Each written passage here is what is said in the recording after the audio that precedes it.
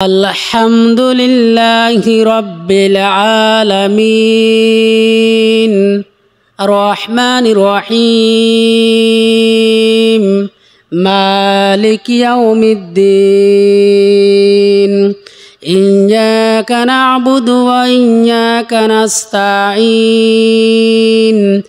ইহদিনাস সিরাতাল মুস্তাকিম সিরাতাল্লাযীনা আন'আমতা আলাইহিম গায়রিল মাগদুবি আলাইহিম ওয়ালাদ-দাল্লিন আমিন। আল্লাহ পাক এই পবিত্র কোরআনুল কারীম এই সূরাতে আছে 7টি আয়াত। কয়টি আয়াত? 7টি আয়াত। এই 7টি আয়াত নিয়েই আলোচনা করব ইনশাআল্লাহ। এই সূরাটি পবিত্র কোরআনুল কারীমে হাদিস শরীফের মধ্যে দেখলাম মুফাসসিরে কিরাম বর্ণনা করেছেন এই সূরাটি 2 বার নাজিল হয়েছে। একবার নাজিল হয়েছে মক্কায় আর একবার নাজিল হয়েছে মদিনায়। এই সূরাটি যখন অবতীর্ণ হয়, অবতীর্ণ হওয়ার সঙ্গে সঙ্গে ইবলিস কেঁদেছিল যে আল্লাহ যে সূরা অবতীর্ণ করিলে, যে সূরা নাজিল করিল, এই সূরা নাজিল করার কারণে না জানে আমার কি হয়ে যায়, এই জন্য ইবলিস কেঁদেছিল। এই সূরা 2 বার যেহেতু অবতীর্ণ হয়েছে, এই সূরার আগে কোনো সূরা এইভাবে পূর্ণাঙ্গভাবে আপনার নাজিল হয় নাই, অবতীর্ণ হয় নাই। হয়েছে আপনার কয়েকটি আয়াত, খণ্ড আয়াত নাজিল হয়েছে। তা সূরা আলাকের 5টি আয়াত অবতীর্ণ হয়েছে, এরপর মুজাম্মিলের কয়েকটি আয়াত অবতীর্ণ হয়েছে, এরপর মুদ্দাসসিরের কয়েকটি আয়াত নাজিল হয়েছে। সম্মানিত উপস্থিতি, এই সূরার আয়াত সংখ্যা হলো 7টি। এই সূরার আপনার এই সূরায় যে আলোচনা করা হয়েছে, আমি পূর্বেই বলেছি গোটা কোরআনুল কারীমে যত আলোচনা করা হয়েছে এই একটি সূরাতেই তার সার সংক্ষেপ হিসেবে আলোচনা করা হয়েছে। সম্মানিত উপস্থিতি, এই সূরার অনেক নাম রয়েছে। কোনো জায়গা দেখলাম যে 20টা নাম রয়েছে, আবার এক এক তাফসিরের মধ্যে এক একভাবে বর্ণনা করেছে। কোনো জায়গা বলা হয়েছে যে এই সূরার 30টি নাম রয়েছে, এক একজন এক একভাবে বলেছে। এই সূরার নাম হলো সূরা ফাতিহা, যাকে বলা হয় উম্মুল কোরআন। আবার বলা হয়েছে আপনার এই সূরা যে নাজিল করা হয়েছে, কোন উদ্দেশ্যে নাজিল করা হয়েছে, কোন কারণে নাজিল করা হয়েছে, আল্লাহ পাক পবিত্র কোরআনুল কারীম এই সূরা ফাতিহার মধ্যে সমস্ত আলোচনাগুলো সুন্দরভাবে বর্ণনা করেছেন। সম্মানিত উপস্থিতি, কোরআনুল কারীম সূরা ফাতিহা কিভাবে নাজিল হয়েছে? নবী করিম সাল্লাল্লাহু আলাইহি সাল্লামের উপর যখন কোরআনুল কারীম সূরা ফাতিহা নাজিল হয়, সূরা ফাতিহা যখন নাজিল হয়, নবী করিম সাল্লাল্লাহু আলাইহি সাল্লামের উপর এইভাবে পূর্ণাঙ্গভাবে একটা সূরা নাজিল হয় নাই, অবতীর্ণ হয় নাই। শুধু তাই নয়, যে সূরা না পাঠ করিলে নামাজ পর্যন্ত হবে না, সেই সূরার নাম হলো সূরা ফাতিহা।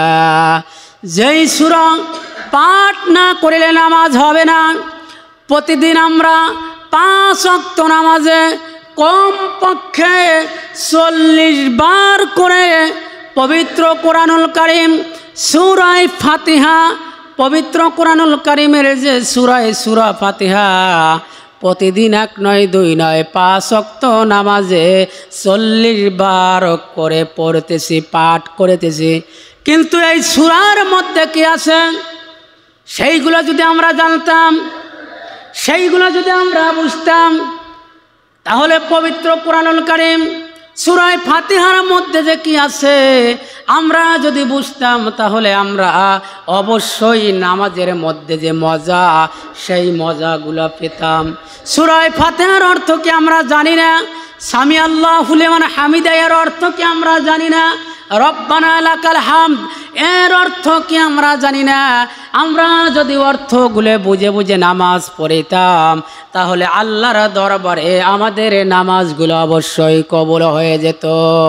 সম্মানিত উপস্থিতি, যেই সূরা না পড়লে নামাজ হয় না, যেই সূরা না পড়লে নামাজ হয় না, সেই সূরা হলো সূরা ফাতিহা, যাকে বলা হয় উম্মুল কোরআন, কোরআনের মা, যাকে বলা হয় ফুরকান, যাকে বলা হয় শুকর, যাকে বলা হয় হামদ। বিভিন্ন অর্থ পরিচিত, বিভিন্ন নাম নিয়ে পরিচিত হয়েছে।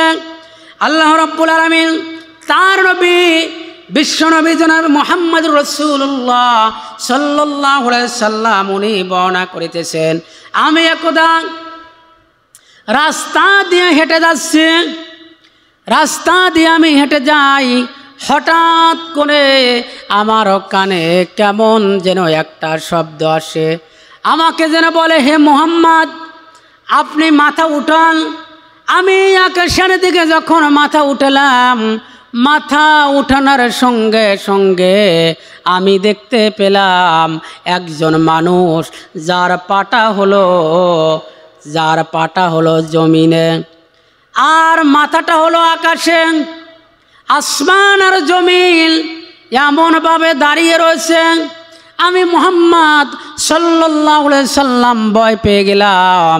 ভয় পেয়ে যখন গেলাম, থরথরা কাঁপতে কাঁপতে আমি চলে গেলাম বাড়িতে। বাড়িতে যাওয়ার পর খাদিজাতুল কুবরাকে সমস্ত ঘটনাগুলো যখন আমি বললাম, খাদিজা বলল, মুহাম্মদ আপনার কি হয়েছে? আমি সমস্ত ঘটনাগুলো বললাম।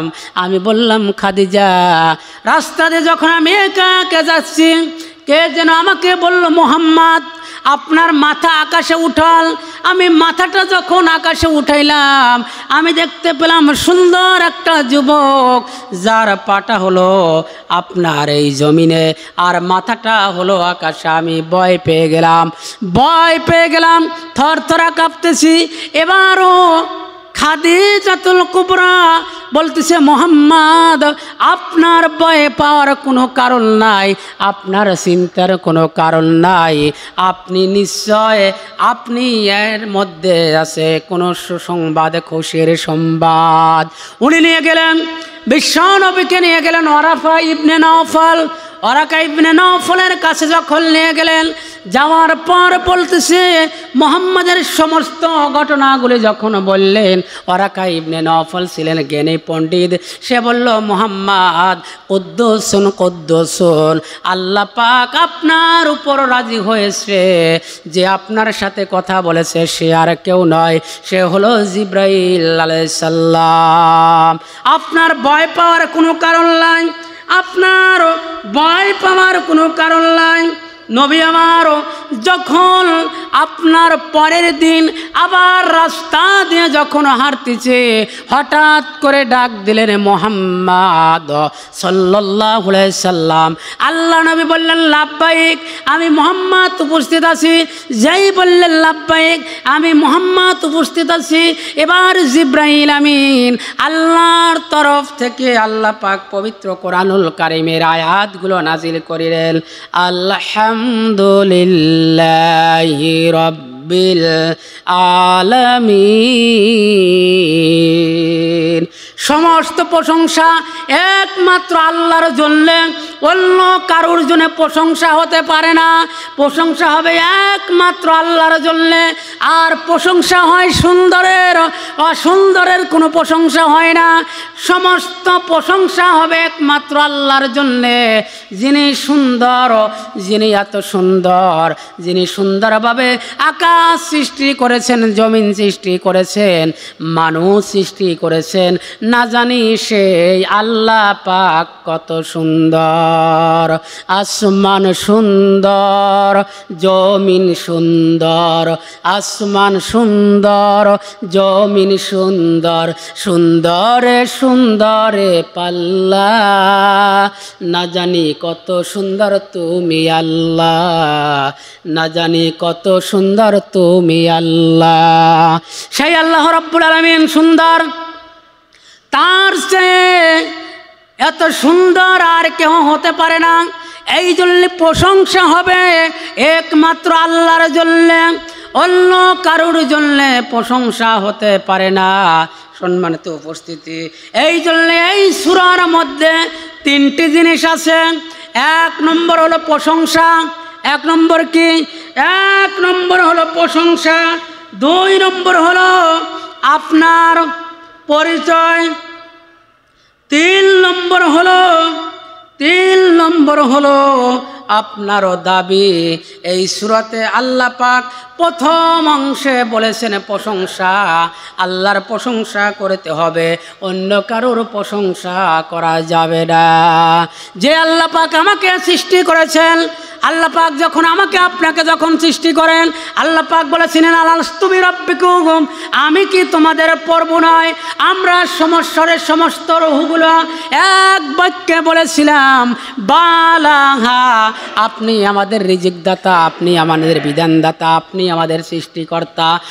মুসলমানেরা সব মেনে নিলাম। মেনে নেওয়ার পর এই দুনিয়াতে যখন আমরা এলাম, দুনিয়াতে আসার পর আমরা ওই আল্লাহর সাথে বিরোধিতা শুরু করে দিলাম।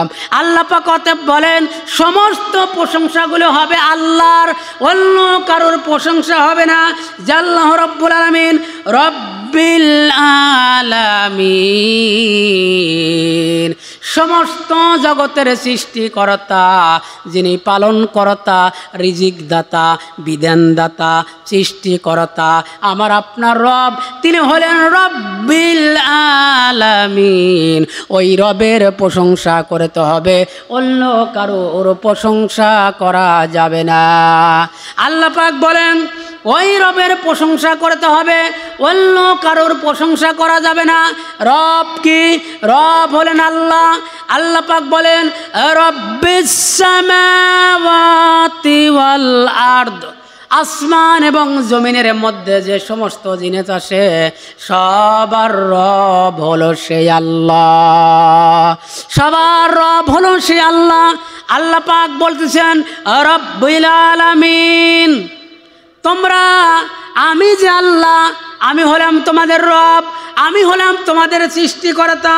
ওই রবের ইবাদত বন্দেগী করতে হবে, অন্য কারোর ইবাদত বন্দেগী করা যাবে না। আল্লাহ পাক বলেন মা খালাকাতুল জিন্না ওয়াল ইনসা ইল্লা লিয়াবুদুন, আমি রব্বুল আলামিন তোমাদের সৃষ্টি করেছি, মানব জাতি এবং জিন জাতিকে সৃষ্টি করেছি একমাত্র, শুধুমাত্র, কেবলমাত্র আমার ইবাদত বন্দেগী করার জন্যে, আমার দাসত্ব করার জন্যে, আমার গোলামি করার জন্যে। অন্য কোনো উদ্দেশ্যে আমি মানব জাতি এবং জিন জাতিকে সৃষ্টি করি নাই। সেই রব বলতেছেন রব্বিল আলামিন, আমার ইবাদত বন্দেগী করো, আমার দাসত্ব করো, আমার গোলামি করো। আল্লাহ পাক সূরা ফাতিহার মধ্যে এই কথাটি বললেন। এরপর বলেন আর রহমানির রহিম, যিনি নিরন্তর মেহেরবান এবং দয়ালু, যার দয়ার কথা বর্ণনা করে শেষ করা যায় না, যার দয়ার কথা বর্ণনা করে শেষ করা যায় না। নবী করিম সাল্লাল্লাহু আলাইহি সাল্লাম হাদিস শরীফের মধ্যে বর্ণনা করেন কাল কিয়ামতের ময়দানে, মুসিবতের দিনে আল্লাহর যে কত দয়া, আল্লাহর যে কত মায়া, যেই দয়ার কথা, মায়ার কথা বর্ণনা করা যায় না, বর্ণনা করে শেষ করা যায় না। আল্লাহ পাক বলেন কাল কিয়ামতের ময়দানে, মুসিবতের দিনে বান্দার যখন হিসাব নিকাশ করা হবে, হিসাব নিকাশ করার পর আল্লাহ পাক ডাক দিয়ে বলবে ইনতলিকু ইবাদি ইলান্নার, ও আমার ফেরেশতারা, এই বান্দাকে নিয়ে যাও জাহান্নামে। কোথায় নিয়ে যাও? জাহান্নামে নিয়ে যাও। আল্লাহ পাক বলবে আমার ফেরেশতা, এই বান্দাকে জাহান্নামে নিয়ে যাও। যখন বলবে বান্দাকে জাহান্নামে নিয়ে যাও, যখন এই কথা বলবে, বলার সঙ্গে সঙ্গে এবার ওই আল্লাহর বান্দা একবার পিছন দিকে তাকাবেন, আর একবার সামনের দিকে তাকাবেন, একবার পিছন দিকে যাবে, আর একবার সামনের দিকে যাবে। এবার আল্লাহ পাক ওই বান্দাকে ডাক দিয়ে বলবে, ও আমার বান্দা, তোমাকে তো আমি ফেরেশতাকে বললাম জাহান্নামে নিয়ে যাও, জাহান্নামে নিয়ে যাও। তুমি যাওয়ার পরিবর্তে পিছন দিকে যাও, কারণটা কি? এবার ওই আল্লাহর বান্দা বলবে, রব্বুল আলামিন আল্লাহ পাক পবিত্র কোরআনুল কারিমে যে বলেছেন, পবিত্র কোরআনুল কারিমে যে বলেছেন আর রহমানির রহিম, যিনি নিরন্তর মেহেরবান এবং দয়ালু। আর ওই দয়া কিয়ামতের দিন, মুসিবতের দিন আল্লাহ পাক বান্দার প্রতি ওই দয়া দেখায় থাকবে রব্বুল আলামিন। সেই দয়া যদি আজ তুমি আমার প্রতি না দেখাও, আমার প্রতি যদি সুবিচার না করো, তাহলে কবে দয়া দেখাবেন? এবার আল্লাহ তাআলা ডাক দিয়ে বলবে, মা সাদ্দাকাত, আমার বান্দা সত্যি কথা বলেছে, ও আমার ফেরেশতারা একে জান্নাতে নিয়ে যাও, একে জান্নাতে নিয়ে যাও। তখন আল্লাহ পাক জাহান্নামের পরিবর্তে ওই বান্দাকে ফেরেশতা জান্নাতে নিয়ে যাবেন। আবার অন্য একজন বান্দা, হাদিস শরীফের মধ্যে দেখলাম আরেকজন বান্দা হিসাব নিকাশ করার পর দেখা যাবে তার গুনার পাল্লা যখন ভারী হয়ে যাবে, ভারী হয়ে যাবার পর ওই বান্দাকে বলা হবে, ফেরেশতাকে বলা হবে, আমার ফেরেশতা এই বান্দাকে নিয়ে যাও, জাহান্নামে নিয়ে যাও। যখন জাহান্নামে নিয়ে যাওয়ার কথা বলবে, ওই বান্দা ডাক দিয়ে বলবে, রব্বুল আলামিন, ও আমার পরওয়ারদিগার, আমার প্রতি সুবিচার করো নাই, কেন সুবিচার করো নাই? আল্লাহ পাক ডাক দিয়ে বলবে, আমার বান্দা, কিভাবে তোমার প্রতি সুবিচার করিলাম না? এবার বান্দা বলবে, আল্লাহ পাক তোমার নাম হলো রহমান, তোমার নাম হলো রাহিম। রহমান এবং রাহিম দয়ার, যার দয়া, যার বর্ণনা, দয়া এবং মায়ার কথা বর্ণনা করে শেষ করা যায় না। আল্লাহ কাল কিয়ামতের ময়দানে, মুসিবতের দিনে তুমি তো বলেছো যার কেহ থাকবে না, আমি আল্লাহ পাক তার জন্যে যথেষ্ট হয়ে যাব। আল্লাহ আজ আমার কেউ নাই, অতএব আল্লাহ তুমি ছাড়া আমার কেউ নাই। এবার আল্লাহ পাক বলবে, বান্দা ঠিক বলেছো, যা, ও আমার ফেরেশতারা একে জান্নাতে নিয়ে যাও। এইবার আল্লাহ পাক যখন বলবে, ও বান্দা জান্নাতে যাবে, এই জন্যে আল্লাহ পাক পবিত্র কোরআনুল কারিমে বলতেছেন আর রহমানুর রহিম, যিনি নিরন্তর মেহেরবান এবং দয়ালু। তারপর বলতেছে মালিক ইয়াউমিদ্দিন, যিনি বিচার দিবসের মালিক। কিসের মালিক? যিনি বিচার দিবসের মালিক। আল্লাহ পাক বলতেছে যেদিন বিচার হবে, কাহার রূপ আমি আল্লাহ ধারণ করব, ওই দিন আমার দয়া ছাড়া কেউ বাঁচতে পারবে না। অতএব বান্দা এখনো সময় আছে, এখনো সময় আছে, আমার ইবাদত বন্দি করা, আমার দাসত্ব করো। সম্মানিত উপস্থিতি, বান্দা নামাজ আমরা পড়ি, নামাজের মধ্যে কি পড়ি এর অর্থগুলো যদি আমরা জানতাম, তাহলে নামাজের মধ্যে যে কথাগুলো আমরা বলতাম, বাইরে গিয়ে আমরা অন্যায় কাজ থেকে বিরত থাকতাম, চুরি থেকে বিরত থাকতাম, খুন খারাপি বিরত থাকতাম, রাহাজানি থেকে বিরত থাকতাম। কিন্তু নামাজের মধ্যে আমরা এক কথা বলি, এই কথাগুলোর অর্থ না জানার কারণে আমাদের কেমন ধ্যান ধারণা, এই জন্য আমরা বুঝি না। আল্লাহ পাক যে বললেন মালিক ইয়াউমিদ্দিন, আল্লাহ পাক বলেন যিনি বিচার দিবসের মালিক। তারপরে বলতেছেন ইয়াকা না'বুদু ওয়া ইয়াকা নাস্তাইন। আল্লাহ পাক বলতেছে, ও বান্দা, ইয়াকা না'বুদু, তোমরা আমার ইবাদত করো আর আমার কাছে সাহায্য চাও। আল্লাহ পাকের ইবাদত বন্দেগী করতে হবে আর আল্লাহর কাছেই সাহায্য চাইতে হবে। সম্মানিত উপস্থিতি, বান্দা যখন বলে আলহামদুলিল্লাহি রাব্বিল আলামিন, আল্লাহ পাক বলতেছে, ও ফেরেশতারা দেখো, আমার বান্দা আমার প্রশংসা করিল, আমার বান্দা আমার প্রশংসা করিল। এরপর যখন বলে, বান্দা যখন বলে আর রহমান রহিম, আল্লাহ তখন বলতেছে, ও আমার ফেরেশতারা তোমরা তাকিয়ে দেখো, আমার বান্দা আমার গুণ কীর্তন বর্ণনা করিল। এরপরে যখন বলে ইয়াকা না'বুদু ওয়া ইয়াকা নাস্তাঈন, বান্দা যখন বলেন ইয়াকা না'বুদু ওয়া ইয়াকা নাস্তাঈন, তারপরে আবার বলে মালিক ইয়াউমিদ্দিন।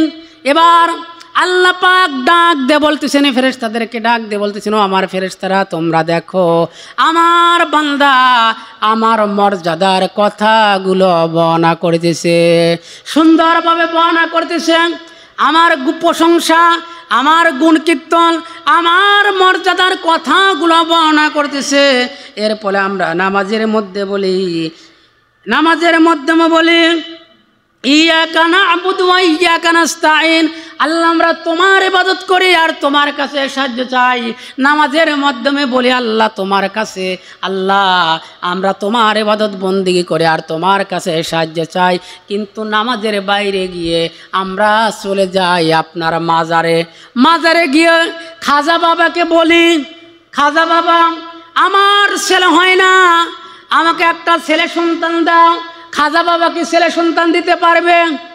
খাজা বাবা কোনো সন্তান দিতে পারবে না, কেননা ওই খাজা বাবাই তো আর একজন যে আল্লাহ আছে ওই আল্লাহর কাছে চাই।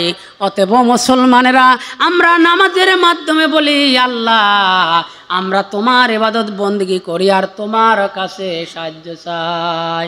নামাজের মাধ্যমে এই কথাগুলো বলি, অথচ নামাজের যখন বাইরে যাই অমুক এমপির কাছে আমরা সাহায্য চাই, অমুক চেয়ারম্যানের কাছে আমরা সাহায্য চাই, অমুক মেম্বারের কাছে আমরা সাহায্য চাই, অমুক প্রধানমন্ত্রীর কাছে আমরা সাহায্য চাই।